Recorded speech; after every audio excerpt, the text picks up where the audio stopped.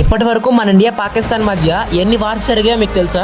1947లో India ఇంకా పాకిస్తాన్ రెండు వేరు దేశాలుగా విడిపోయినప్పటి నుంచి ఇప్పటి వరకు ఈ రెండు దేశాల మధ్య ఒఫీషియల్ గా 4 అతిపెద్ద వార్స్ జరిగాయి. అయితే ఈ రెండు దేశాల మధ్య ఒఫీషియల్ గా జరిగిన ఈ 4 అతిపెద్ద వార్స్ ఎప్పుడు ఎలా జరిగాయో తెలుసా?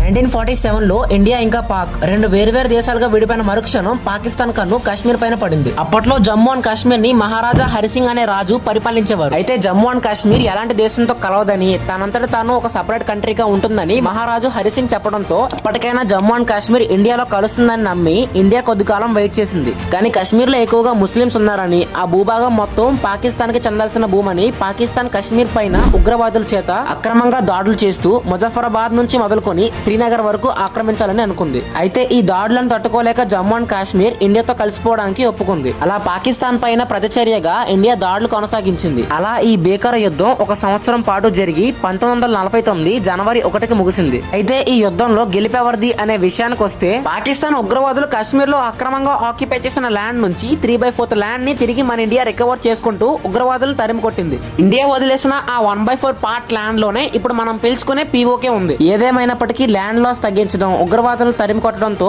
మన ఇండియానే ఈ వార్లో గెలిచింది.